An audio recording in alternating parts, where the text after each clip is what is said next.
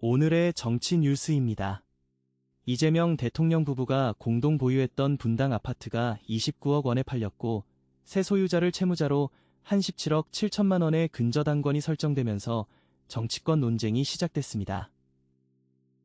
먼저 확인된 거래 시점입니다. 보도된 등기 내용에 따르면 매매 계약은 7월 14일 체결됐고 소유권 이전 등기는 이틀 뒤인 7월 16일 완료됐습니다.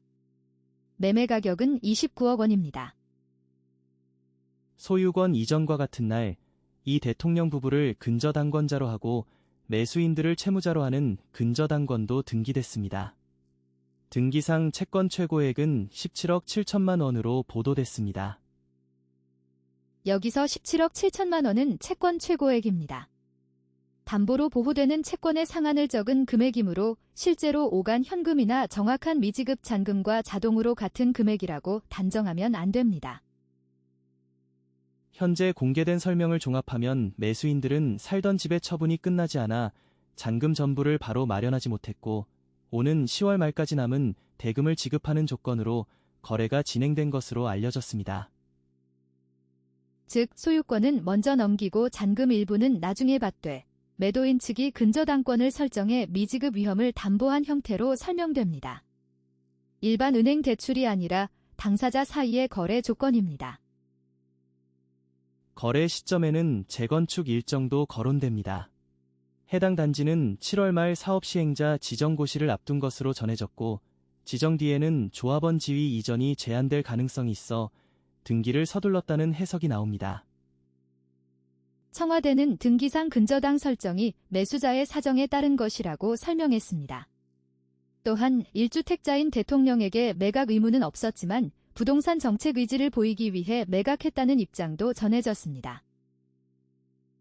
반면 국민의힘은 고가주택 대출 규제가 강화된 상황에서 대통령이 매수인의 잔금 지급을 사실상 도운 특별한 거래라고 비판했습니다.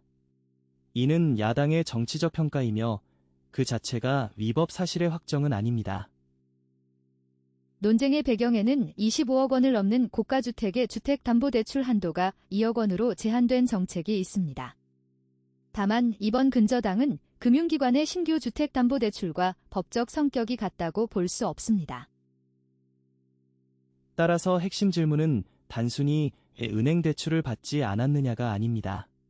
실제 지급된 계약금과 잔금, 근저당권 설정 계약, 이자나 상환 조건이 무엇인지가 거래의 성격을 판단할 중요한 자료입니다. 현재 보도로 확인되는 것은 매매 가격, 계약과 등기 날짜, 채권 최고액, 근저당권자와 채무자의 관계입니다. 계약서 전문과 구체적인 자금 흐름 전체는 공개 보도만으로 모두 확인되지 않습니다. 또한 공개된 정보만으로 특혜나 불법을 확정할 수 없고 반대로 모든 의문이 해소됐다고 말하기도 어렵습니다. 정치적 수사보다 거래 문서와 일관된 설명이 판단의 기준이 돼야 합니다. 대통령의 사적 재산 거래라도 정책 신뢰와 연결될 때는 더 높은 설명 책임이 요구될 수 있습니다. 동시에 비판하는 쪽도 법적으로 다른 은행 대출과 근저당 거래를 같은 것으로 단순화하지 않아야 합니다. 앞으로 확인할 첫 번째 항목은 10월 말까지 약속된 잔금이 실제 지급되고 근저당권이 말소되는지입니다. 두 번째는 재건축 사업 시행자 지정과 조합원 지위 승계가 예정대로 진행되는지입니다. 세 번째는 청와대가 거래 구조와 정책 사이의 형평성 논란에 대해 추가 자료를 내놓는지입니다. 야당이 제기한 비판도 새 문서나 법적 근거가 제시되는지에 따라 평가가 달라질 수 있습니다. 영어로 정리해 보겠습니다. 오너십 트랜스퍼는 소유권 이전, 맥시멈 시큐어드 어마운트는 채권 최고액, 디퍼드 페이먼트는 나중에 지급하기로 한 대금을 뜻합니다.